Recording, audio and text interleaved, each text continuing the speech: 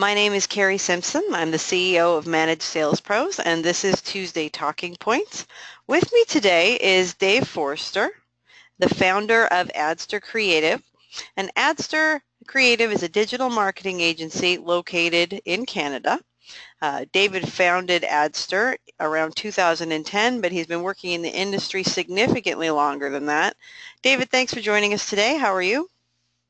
I'm doing super. How you doing, Carrie? I'm doing very well, thank you. I'm counting down the minutes to vacation. I leave tomorrow at 5 a.m., so I am not long for this country. Outstanding, outstanding. So I'm just going to go through a little bit of housekeeping for everybody. Before we get started, on the right-hand side of your screen, you'll see a panel. And within that panel, there is a box that says questions. If you have a question for Dave throughout the course of the webinar, feel free to just pop that into the box and hit enter. That question will come to me.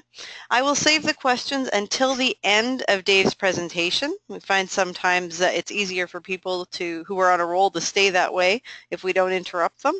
So go ahead and type those questions in as you think of them, and then we will address all of them at the end of the webinar. So with that, Dave, what do you have for us today? Well, welcome everyone. So let's get started. I guess a little bit about me, just to expand on what Carrie had mentioned. So I started working online actually in the late 90s. I spent the earlier part of the 90s actually touring around as a musician, and I was always very interested in the production side of music. So I built our band a really sweet light show, and I was involved in all the music tech. And then, of course, when the internet became a thing, I was charged with building the band website. And I think kind of one of my more interesting revelations was we were doing a gig in Las Vegas, and somebody came up and said, "Hey, we found you guys on Google. You guys are great." And this idea of that somebody that I didn't know found our band on this Google thing was fascinating. So that really kind of set the stage for what was to come. And that was kind of this performance marketing idea, or I guess as it was known then would be affiliate style marketing. So it was kind of my combination of a knowledge of just curiosity in tech, how to build websites, how to build a whole bunch of websites, how to get them found in Google. And I think what's really key about that affiliate or performance marketing concept is that you only get paid if you perform. So it's not like a $500 logo or a $7,000 tagline. All of your efforts, all of these websites and all of this marketing needed to deliver. If it wasn't generating leads or generating affiliate sales, I didn't get to eat. So it was really important. And that idea, I guess, of performance marketing in all different digital channels set the stage for co-founding Adster in 2009, 2010. A little bit about Adster. So Adster was actually co-founded with my younger brother, who has more of a traditional sales background. Adster is a featured Google partner here in Alberta. So that means we kind of work a little bit more closely with Google on certain things. They had a production company come up to Canada and shoot a video with us. We do Google Digital Breakfasts, which some of you may have heard of or perhaps even attended throughout North America. We actually were the first live Google Digital Breakfast here in Alberta.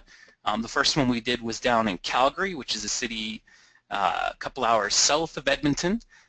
We loaded up a tour bus full of Edmontonians and drove down there actually and made our way into the paper, and so we really took advantage of that, you know, Google is coming to Alberta kind of thing.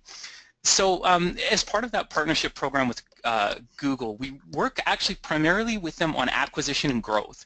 So that's kind of a cool initiative inside of that featured partner program, where it's not just about the AdWords and the clicks and the bounce rates. It's about actually customer acquisition, customer retention, and all those sorts of things.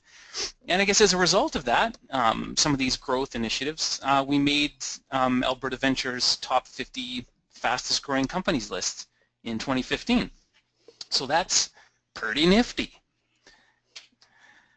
So why did a digital advertising company decide on a call campaign? So I guess the primary reason, of course, is that we were looking to experiment and grow. As anybody thinking about engaging in any type of digital advertising campaign or call campaign or newspaper or print or really any advertising channel, and we're obviously looking to grow. And for us, it was more kind of an experimental project. And the reason that we decided to take this to the phone is that our, fairly nerdy and complex and extremely oversold and really just like the digital industry has been given a bad name by a lot of really low quality providers and stuff like that, and it can be relatively complex. So we put together a bundled, productized version of our digital services, and of course in doing that we made it easier to explain, easier to sell. So kind of that was where we needed to take that in order to kind of put it to a call campaign. And then I think, the number one reason, and I think this may resonate true for a lot of service-based companies that do what we do or similar, is that our typical clients aren't going to look online, which is really ironic considering what we do. Our ideal customers aren't actually going to go to Google to look for an SEO company or for an AdWords management company. It's a lingo they don't speak, they don't understand, they just know that they want to get their phone ringing and they don't really care how. They just want it to happen for reals. So, what happened with all of that? So I think what was really cool is that our investigation into looking for a telemarketing company was actually to go, you guessed it, online. We started doing some Google searches and stuff like that, and we found Carrie's company in Google, which we made sure to let her know. And we started to investigate. Yeah, we went on to investigate them a little bit. So I mean, we did a bit of research. Okay, well, who are these guys, and do they have any reviews, and who works there, and when were they founded? Found some LinkedIn profiles and stuff like that. And I think that the way in which we investigated and kind of checked out Carrie's company is fairly significant moving forward as we go through the presentation here. So that is a really long-winded way. What actually happened to the meat and potatoes? Well, a whole bunch more folks started checking us out. This is a very real thing that happened as a result of our cold call and telemarketing campaigns. And I think what is key about our particular campaign, and again, I believe that I'm speaking to a lot of similar businesses in that it's important to understand how our clients use the internet. So I guess Joey, who operates Joey's Auto Body and Sandwich Shop on 23rd Ave, isn't necessarily going to use Google to find, I need an SEO company today or a digital advertising company. But what he would do, and what a lot of our clients did do, was actually investigate much in the same way that we investigated Carrie's company. So what we've got here is a screen capture. If somebody were to type Adster Creative into the Google search engine, And of course, that great big thing at the very top there is a Google ad. So Google AdWords and an ad for our branded search.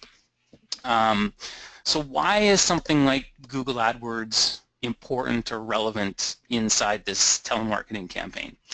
Well, there's a few reasons for that, and what we're looking at here is actually again a screenshot from our Google AdWords campaign. And what we're looking at here is our branded search campaigns. So the way that we have things structured is that we've got ad groups and campaigns, which are just kind of structural things inside of AdWords for anybody who doesn't know. It's just some organizational type stuff. And this is showing us inside of Canada and Alberta, the areas that we're targeting, the volume of people looking for keywords related to Adster Creative, brand only, and the amount of clicks. So as you can see, on average we were getting, maybe 50, 60, 70 people per month looking for Adster Creative. And as our calling started, you see that blue line really start to ramp up through the call campaign, as well as clicks kind of peaking near the end of the call campaign. And then when the calling stops, you see that blue line, so people looking for our brand. Not all these people were necessarily clicking on our AdWords ad, but certainly the volume of people searching increased dramatically. So this is really great data that you can kind of only get via Google AdWords at that keyword, as Google AdWords provides keyword level data. So Google AdWords helped us measure the volume of search. So we're engaging in this telemarketing campaign. Callers are calling all through Alberta. They're calling into our prospect list. And what's happening, kind of a byproduct of that, is that our clients who wouldn't go directly to the web to try to find a company that provides the services we do are all of a sudden going online to investigate us. So this was a kind of an unexpected, but I guess when you think about it, very logical and predictable scenario where the call team calls and says, hey, we're with Adster Creative, we can help grow your business, blah, blah, blah, we do all these great things, we're awesome, we're radical, we can help you grow. And the prospect says, well, that's all well and good. The caller is saying nothing but great things. They're going to the web to investigate and research and check us out. And ultimately, our searches for brand shot up close to 100% during the duration of the call campaign. So that's, it was really surprising and something that we didn't really realize ahead of time was going to happen, and certainly not to that extent. So some takeaways about Google AdWords. Google AdWords can be a sensitive topic for some businesses. A lot of people absolutely despise AdWords. They think it's too expensive. They had a bad experience. They don't think it works. Nobody clicks those. You name it. But I am a really big purveyor of bidding on your brand. Protecting your brand is inexpensive for one thing. Generally speaking, when you're buying your own clicks, let's say, like you're bidding on your own keywords, they're relatively inexpensive. So it's not expensive to do something like this. And of course, the benefit in that is that you can help measure the impact of calling, or if you were to do a nationwide radio campaign or any campaign where there's going to be a lot of brand level exposure, it can help measure how many people are coming to the web to investigate as a result of that. The other thing that it does is it prevents these potential prospects who are coming to the web to investigate from finding competitors. Something really interesting, and I would encourage everybody to do, especially if your brand name has like a generic level keyword in it, like Dave's SEO company or something like that. The keywords SEO company may trigger a lot of generic ads, and if I am not running for Dave's SEO company, somebody coming to the web is likely finding my competitors at the top of the search as opposed to me, because as we all know, Google likes to put AdWords at the top of every search apparently they make a few bucks off of this AdWords thing. So keep that in mind. Dave, can I just interrupt really quickly? Most of the companies that are listening here today are going to be a very specific type of company, an IT company or a managed services company. So I think this is a very, very key takeaway point. When somebody is searching IT support or managed services, which would be the two keywords that I think most companies that we're investigating would search, can you share a little bit on how a company would do that and make sure that they were protecting and bidding on their brand? Because I'm watching along. I don't know very much about Google myself. So, for example, if a company was called, like you gave a quick example of Dave's SEO company, if a company was called, you know, Integrity Managed Services or Perfect IT Support or Chicago IT Support, how would they go about doing what you just described?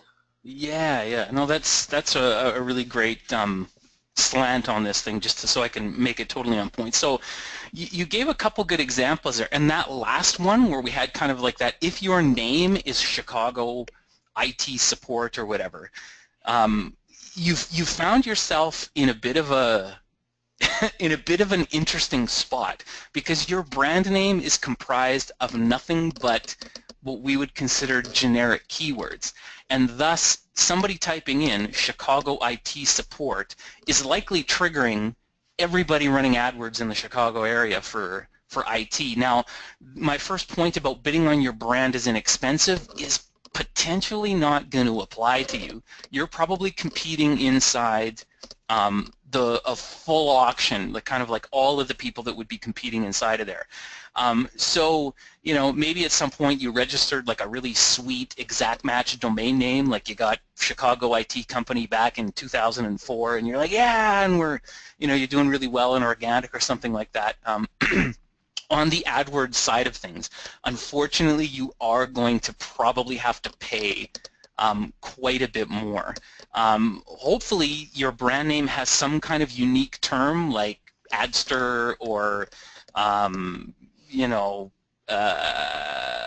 my God, Managed Pros or something like that. It's got some word that Google can pull out of there and kind of discern as being uniquely yours.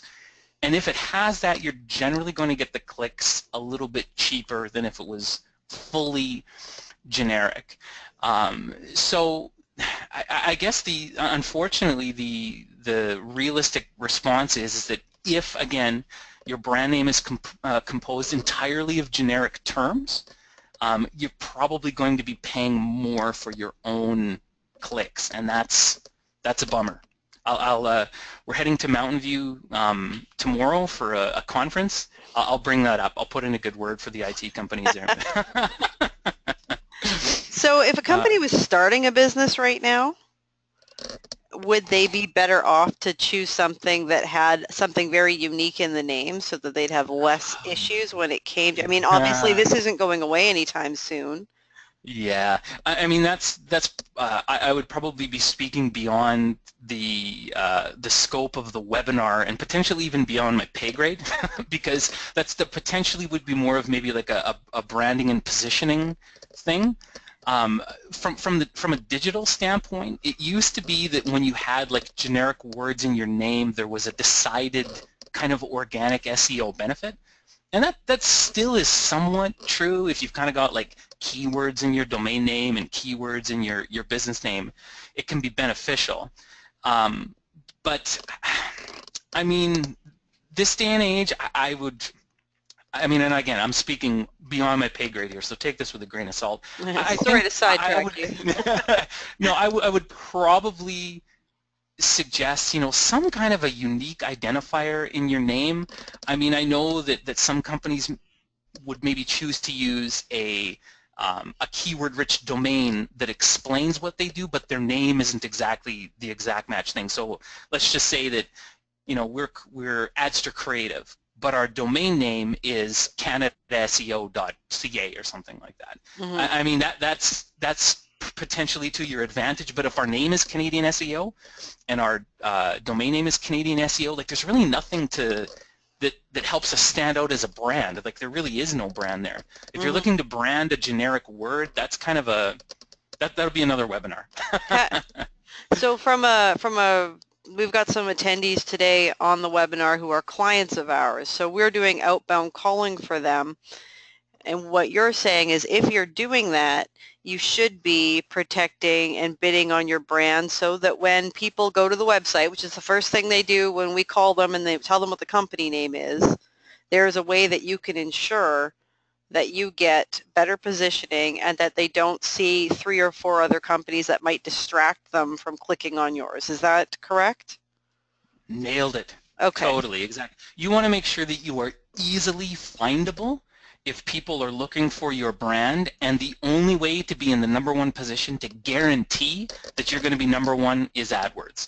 Because if your competitors are running AdWords on your brand, or their ads are being triggered by generic words, they're going to show up first, and then you're underneath.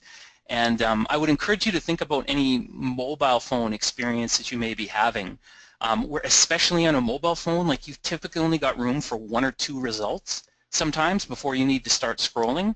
So if you've got 3 competitors running AdWords on your brand, and someone's looking on a phone, like they got to do a full 2 swipes almost, to get down to be where you're going to be located, past the ads and potentially past Google Maps and stuff like that. So, I think in a few slides from now, I've kind of got a recommendation of just investigate your brand, like do branded search for yourself. What's coming up?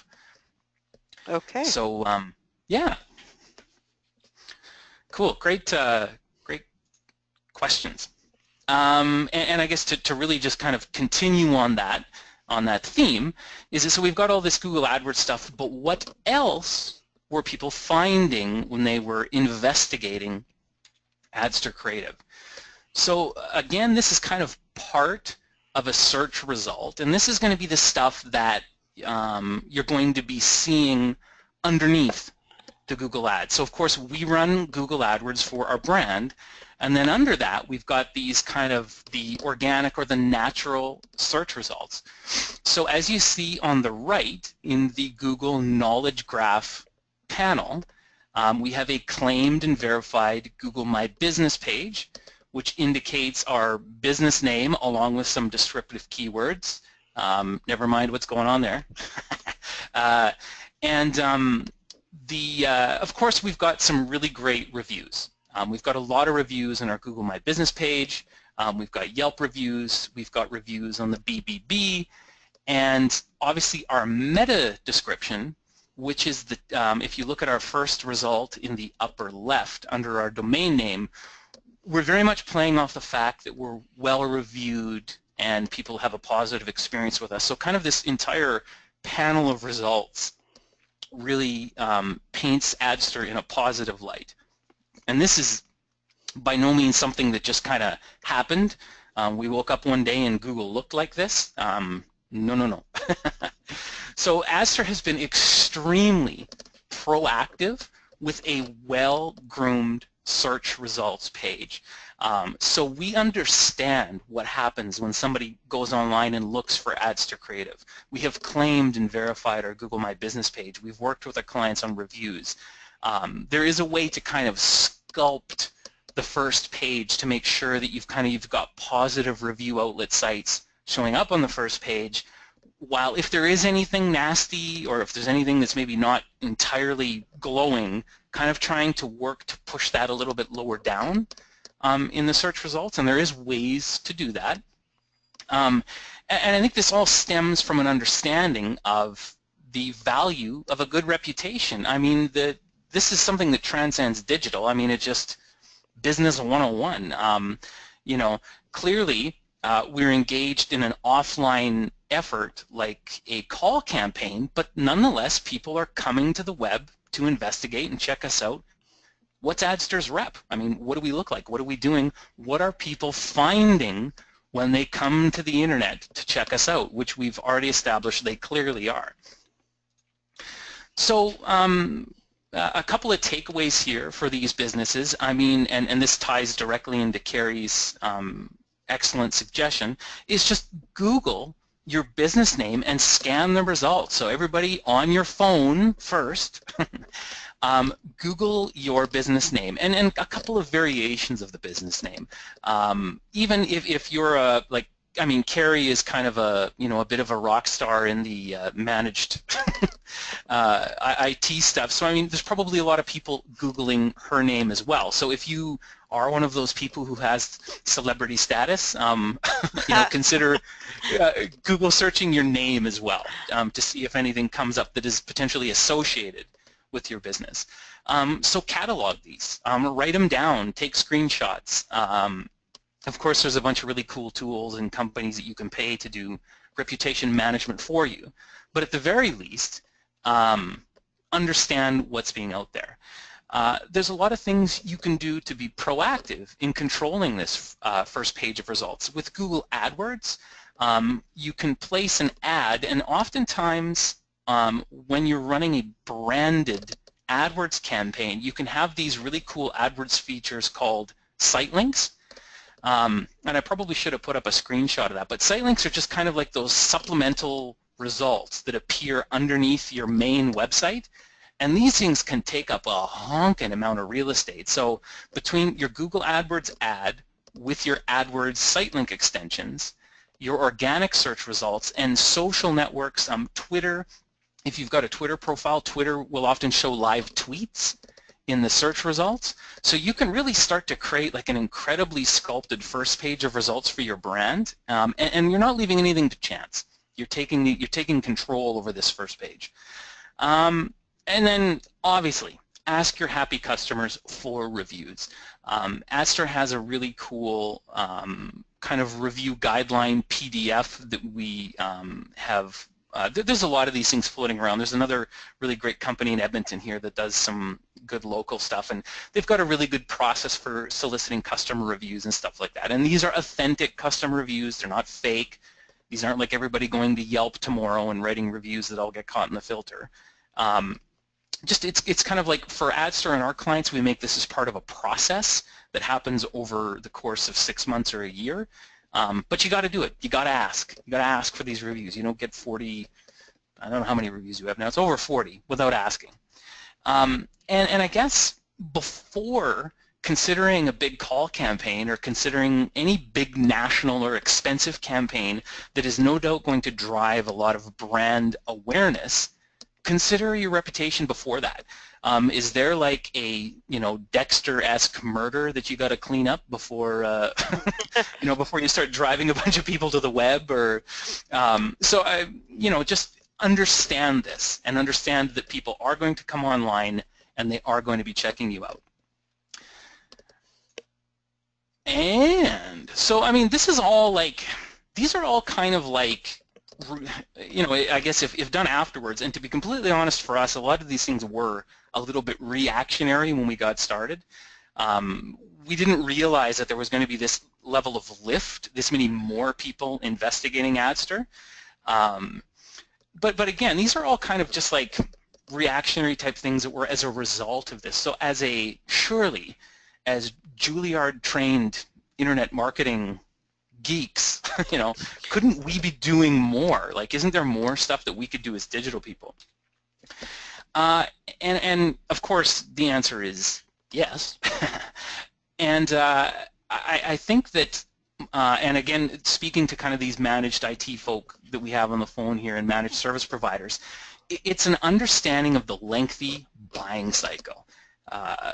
Our clients, we do on the first point of contact. It's not like, hey, we want to buy this great big expensive 2-year-long SEO program, add to cart, buy now.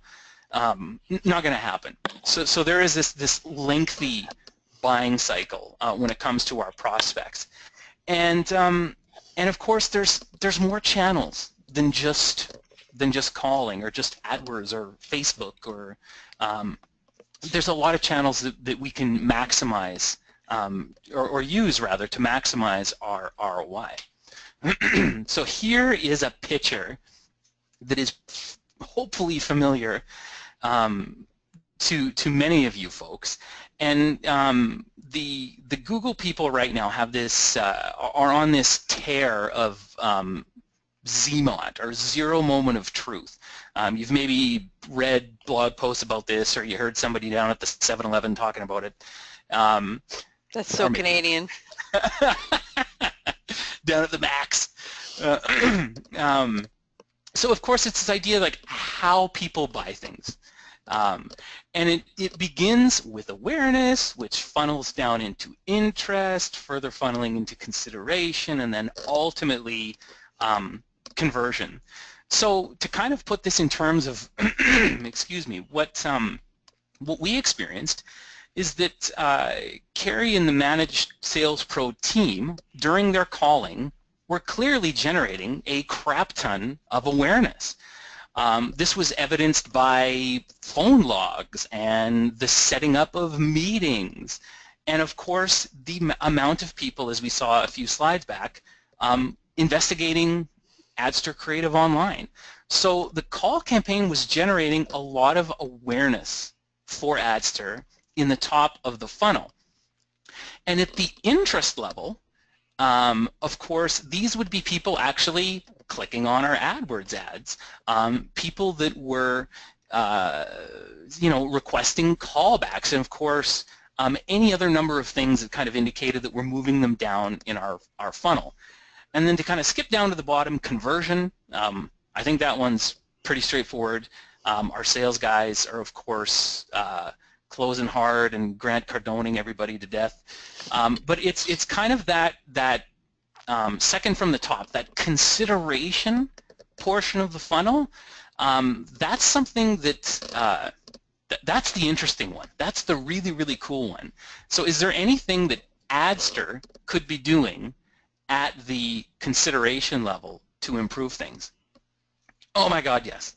Oh my God, yes. Okay, so what we're looking at here, and this is a little bit technical. This is something that maybe, depending on your level of tech savvy, that you would want to consider an agency to do. But if not, what we're looking at here on your left is the creation of a custom audience inside of Facebook. So, of course, everybody's probably seen Facebook ads, but what you may not realize is that you have the ability to really laser target your advertising on Facebook, and you can upload an email list to target people on Facebook, as well as phone numbers and IDs and so on and so forth. So, of course, the list that we worked with Managed Sales Pros to create, or a list that they created for us, or basically the list, finger quotes, the list, provided that it has been collected ethically and there's no conflict, can be used to create a custom Facebook audience. And as we flip over to the right, what we're looking at is basically the same concept, but inside the Google AdWords universe. So, most people are familiar with Google AdWords, but again, perhaps lesser people would be familiar that you can do the same kind of thing inside of Google AdWords. So you can upload an email list and create a custom audience inside of Google AdWords. So it's this idea that we've got these people, we're calling these people, how can we stay front and center during this critical part of our funnel, the consideration phase? People are considering us. Could this be used to influence that level of consideration? So what's happening is that, of course, this beautiful picture, our call team creates the list with the emails. We create custom audiences using these lists. And then while the calling is happening, or through the duration of our campaign, our prospects are actually seeing our ads on Facebook. And during, and in addition to that, during the campaign, with access to Google, we can use these custom audience lists to promote on Google search. These can be used on YouTube, so you can use video to get in front of these prospects. And of course, the Google Display Network, or the GDN, which is like about 70% of the sites on the internet, So all of a sudden, we've got this massive audience that we are not using as a primary method of generating awareness. We're now using digital in the consideration phase. So this is kind of just like flipping things around a little bit. We don't want to blow it out on a gazillion dollars worth of AdWords. We only want to use digital after somebody is familiar with us. So this is what we kind of stumbled upon inside of our AdWords campaign. And what we found is that when we bolted retargeting options on top of our calls, generally speaking, the results were about 20% more effective. Now, I mean, we did not do this at an incredibly large scale, but certainly for some of you folks, if you're thinking about a marketing, large scope marketing campaign or large scale marketing campaign, and 20%, I mean, that, that could be a huge number. And the other thing to consider is that these retargeted leads flowed long after the calling stopped. So let's go back to that lengthy buying cycle. The person's been called, they've been followed up with once, they've been followed up with twice, but they're inside of a remarketing list now. And anybody that has expressed some level of interest in what we do is now, as they're browsing the internet, we're able to stay in front of them. And these retargeting ads continue to drive leads long after the calling stopped compared to when we had just done calls without any retargeting follow-up. So I think some of the key takeaways when it comes to this digital retargeting is a clear understanding of the lengthy buying cycle. You know it, we know it, everybody hates it, but the reality is that people are going to take their sweet time when deciding on a provider. In this particular approach, we're laser focused with our digital. So we're only showing ads to people who we know have already had some kind of initial contact via the calling campaigns. Some of the things that we experimented with a little bit on this was getting creative with the retargeting messaging. And I guess for you creative type people, I guess I would just encourage you to let your mind, wander. Where if you could experiment with different phone messages or different value propositions, and your retargeting can confirm that value proposition, or you could take it in the direction of people beyond a certain duration of retargeting are now being offered some kind of incentive. There's just, I mean, man, I get bogged down with with the amount of really cool stuff that Adster has yet to do with this. Is this just kind of a, I guess Adster's experiment with this was just that. It was kind of an experimental calls with digital as opposed to being hyper aggressive with it.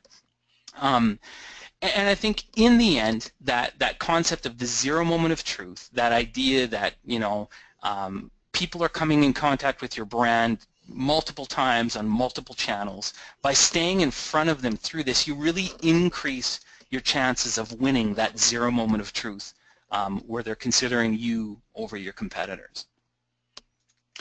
So some food for thought here as the presentation winds down. I think it's really important for you to really understand your customers, how they research and buy. Like as we've seen here, I mean, if Adster wants to get in front of people and create awareness at the digital level, it can be very, very expensive. And given the length of the buying cycle, using digital to reinforce our brand and to retarget proved to be a very, I guess, unexpected but really productive way to leverage our service offering, again, in a way that none of us had really originally considered. And ultimately, I think a really, really big takeaway, and I'm sure I get an amen from from Carrie on this one, is it is decreasingly viable to consider that a single communication channel is going to deliver a satisfactory ROI. If you are coming to Adster and you're putting it all on red, I guess all on blue for us. If you're putting it all on blue, you know, and our life is in your hands, man. I mean, you're putting a lot of eggs in one basket. One communication channel, one marketing tactic. If you're expecting that a call team is going to generate that level of awareness and generate the interest and, you know, work on the consideration and close the deal for you, like, I mean, wouldn't that be an awesome world to live in where, you know, you could just outsource that entire process and just, you know, basically sit at home and cash checks. So it's thinking New about business marketing plan. and what you're doing. Exactly. So really, like that single communication channel, you know, not happening anymore. Again, um, we're we're heading to Mecca tomorrow to chat with the great minds at Google, and they're really pumping this zero moment of truth thing right now, and mobile, and you know, people have these multiple touch points. You need to be on all of these different devices. You need to be in all these different channels if you expect a satisfactory ROI on any type of marketing initiative. And thank you. Oh, that's phenomenal. I learned a lot today, and I have a couple of questions for you.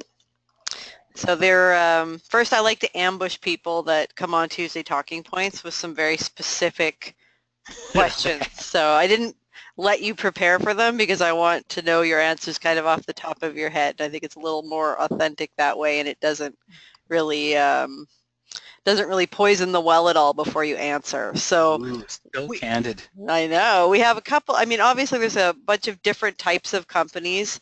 I mean, the same vertical usually watching our webinars, but companies at very different stages of growth and development. So we talk to a lot of companies here who are just in the very, very startup phases of their business. They've got a very limited budget. There's maybe one person, two people, maybe three people, and under $1 million in sales, like probably not a huge budget to play with. What percentage of a small business's budget, like a small business, still principal-led selling, for example, what should they be spending on marketing, and how would you split that up? So if it was your business, you're launching a brand new IT company, you've got, you know, a handful of clients and one other guy working with you, where are you going to make your investment in marketing? How are you going to split up that very finite amount of budget? Oh man. See? It's not an easy Ambush. question. Ambush. I mean, clearly the answer is all of it. You know, however much money you have, just all of it. But how do you No, I split mean, it up then? How do you, yeah, let's for sure. think So of that's how much money apps at the bare minimum would that company have to spend to use digital to produce I mean, any results at I all could, for them? yeah. I mean, I could let myself off the hook here so easy by creating a bunch of conditions and stuff like that. So I think that's what I'm going to do. Um, so, I mean, for Adster, like if you, speaking from personal experience, Adster was obviously very interested in growth. And I mean, I guess no entrepreneur uh, sets out to just, you know, to create a really subpar company and just we'll phone it in, whatever, you know. So, but I think, you know, there's eyes bigger than stomachs, and everything in between. So I think the reality is, if you're moving into a competitive space, you know, and there is a lot of online competition, and you want to go head to head, you know, I guess just open up that checkbook and get ready for writer's cramp. It can be really, really expensive to move into a competitive industry and try to go toe-to-toe with big competitors. So, I mean, I would really encourage a new business to probably niche themselves into oblivion, carve out like the smallest piece of a big industry and make that yours, and really focus your AdWords and your advertising around that sliver of a niche. And of course, what you'll typically find is that people like specialty. Like, I mean, the Yellow Pages is an internet marketing provider. I mean, what the hell do they know about anything really. I mean, they're a huge brand. They're not a specialty company. And versus like if you've got an internet marketing company that specializes in just SMBs in Edmonton, or they only specialize in doing lawyers, or a call company that only specializes in managed IT services, not on Funny that, huh? yeah.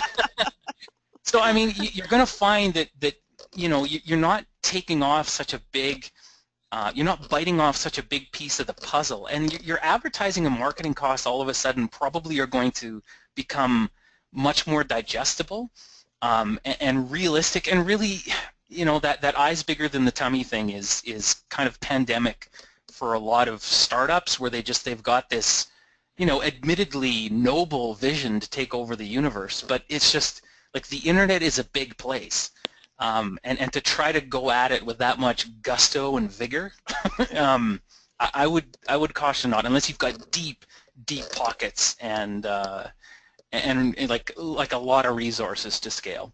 Yeah, most of these startups will not have that, but I think that is phenomenal advice, and I've already marked the point in the webinar where you said that. And I think, for the MSPs that are watching along today, niche specificity will be the key to your success. It'll make all of your marketing initiatives easier. It'll eliminate the need to join every organization and networking group in your community. If you become known as the company that supports law firms, all of a sudden you have to join one association, sponsor one golf tournament, focus your digital campaign around a couple of keywords, and again, hire maybe a calling firm. I don't know. I know one I could recommend. But it's a much smaller campaign when you're targeted on 500 very specific companies. So I think that's phenomenal advice. So now I get to throw you under the bus again. So let's pick a number, and I'm going to pick $5,000. Okay. The company has $5,000 to spend on marketing. How are you going to split that up between the things that we talked about today? And we talked about retargeting, Facebook, Google AdWords. Is there one more that I'm not? Hold on, I looked. I took notes. Is there one more that I'm forgetting? You can throw some telemarketing spend in there if you like, but I'd like to see.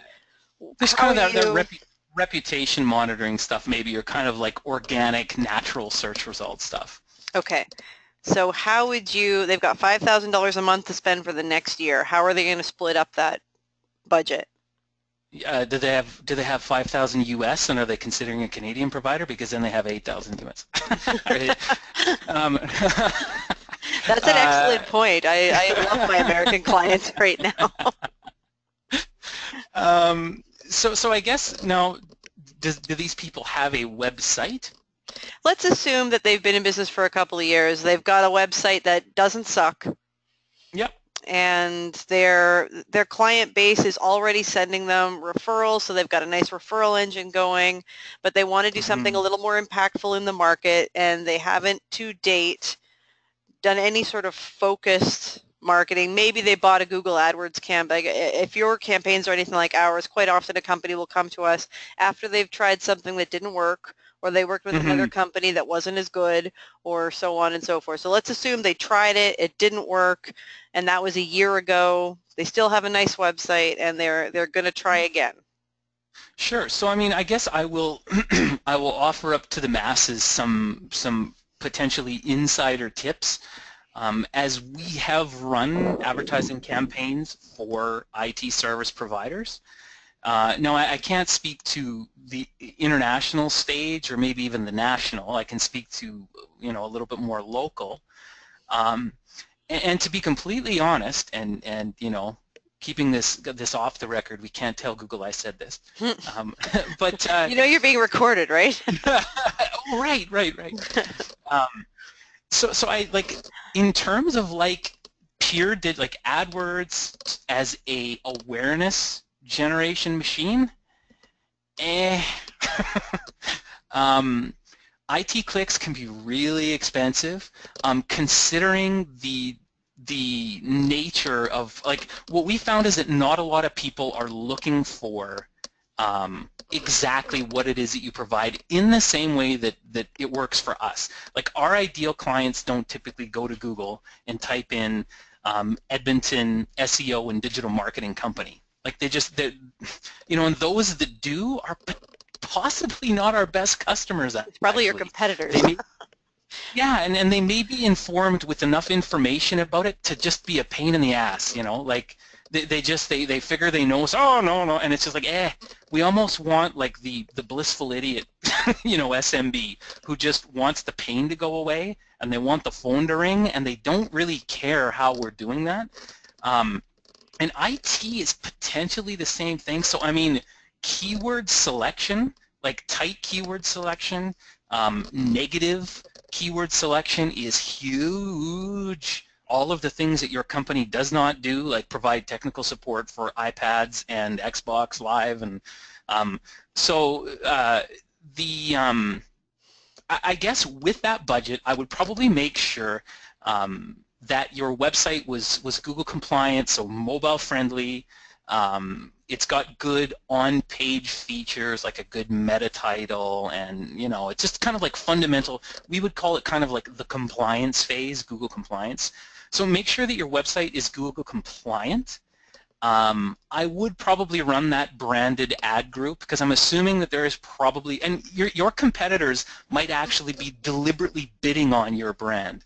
That quite often happens where competitors will bid on one another to steal traffic. So if a competitor of yours has found out that you are not running Google AdWords, they're like, jackpot, and they're bidding on you explicitly, stealing your traffic. So to be completely honest, 5Gs is probably not a lot of money. Mm-hmm. The great thing about businesses, like I'm sure everybody listening in our business, is that the lifetime value of a lot of our contracts get into the tens of thousands of dollars or more. So I mean, we don't want to spend huge mad stacks to generate leads, but we can afford it. Like, we don't want to pay that much, but for the right kind of customer, for the right lead, we have extremely high lead acquisition costs that we're willing to accept, I suppose. So, like, would any of the listeners be willing to spend $5,000 to get a single contract? I think that's maybe I'll throw one back to you.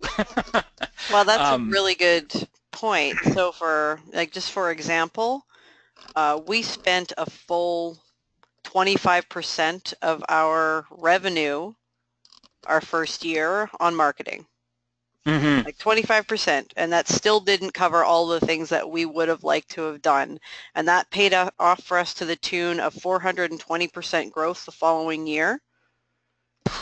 So we're not looking, like personally, we're not looking at, and our clients have this challenge regularly, right? People come to us saying, well, how many leads am I going to get for that? How many appointments am I going to get for that? And I'm sure it's the same, the same with you. You set up their website, you turn on the machine, and you get the call. How many leads do we get today? Yeah. How many leads do we get this month? How are we going to, and it doesn't, if you really have to look at, I think, the value of the right lead. Like if somebody came up to me and said, hey, Carrie, there's an IT company that I spoke to yesterday. They're looking for a lead gen company, and they've got a budget of $6,000 a month. They're ready to sign tomorrow. Pay me $5,000 and I'll give you their name. That would be a good investment for me. Yeah, yeah, exactly. And I think because I guess we're trying to speak specifically to kind of that lean startup. It's either advertising or taking the family to Disneyland. I mean, you got to go to Disneyland. That's a given. Mm-hmm. But assuming you've already done I've already been to Disneyland, so what should I spend my money on? Yeah. I think it's getting cozy, especially in the kind of the IT. Like you've got this kind of lucrative back end, like you got to give them the cell phone for free, but you'll get them on the monthly contract. So that kind of the idea that your lead acquisition cost is probably going to be quite a bit, and for that $5,000, if you're not doing anything else, it's probably the investment in that compliance piece, because that's going to pay dividends down the road with kind of that free Google organic traffic, and then kind of that branded AdWords campaign. And then if you've got the technical savvy, potentially doing the remarketing stuff that was described, I mean, again, you're not going to get far for that cash. But I think I'll use this concept to kind of like spin 180 it on you and say that, consider the lifetime value of the right contract, and then consider, $5,000 is kind of a drop in the pond if your goal is to grow. Correct. So I always like to say, if I only brought one lead a month to my clients and that lead closed, they would pay me forever. Yeah. Right? So it isn't about volume. Your first question shouldn't be, how many leads am I going to get? How good are the leads? Absolutely, and your follow-up, like this idea of generating leads and then being in front of them in that consideration phase, like using some of the tactics we talked about today, and I mean, phone follow-ups are part of influencing consideration. And the other things you described, like the golf tournaments and being out there in the community. Adster does a lot of free events here in Edmonton to just kind of establish goodwill around our brand. Like, we know that when we get the right kind of candidate, sometimes somebody will call us and absolutely lay down, like they're buying extended warranty and undercoating and, but I mean, that it is very unlikely that they just found us online and bought this today. I mean, they saw us in the Edmonton Journal and they'd been to one of our events and they realized what we're doing in the community. Like it's, can you do all that for $5,000? Man, wouldn't that be great? But I think it's just like taking that 5Gs and imagining that as the initial investment stage into, more awesomeness all around. $5,000 one-shot deal, eesh, I don't know, man. Yeah, I meant $5,000 a month, so that gives you, a $60,000 marketing budget for the year. Well, then that is a little bit different. I'm sorry. I thought we were just talking about kind of a 5G one-time thing. For 60, I would just do more of everything I talked about because I know we're running out of time. More anything, more everything. I appreciate that, and we actually are out of time, so I think that was phenomenal, and I learned a lot here today. I'm sure that people joining us did, and for anybody who is wondering, this will be available live on our YouTube channel. Not live, it will be recorded and available to you on our YouTube channel afterwards, so if you'd like to revisit anything that David touched on, it will be available to you. And David, will you send slides? Sure, yeah. If anybody's interested, you can reach out to us. We'll make sure you get a copy of them. And David, have you got a slide there with your contact information on it so that if anybody that's watching today would like to reach out to you to have a further conversation, there you go. So if anyone, I'm just going to read that out. If anyone wants to reach out to Dave and talk about how they could spend that $5,000 a month, his number is 780-800-2328. And his email address and the website for Adster is right there on the slide. So thank you again, Dave. Fantastic webinar. I will look forward to talking to you again very soon. Thank you, everybody who joined us for Tuesday Talking Points today. I'll look forward to seeing you again next week. Everyone have a great afternoon. Thanks, Gary.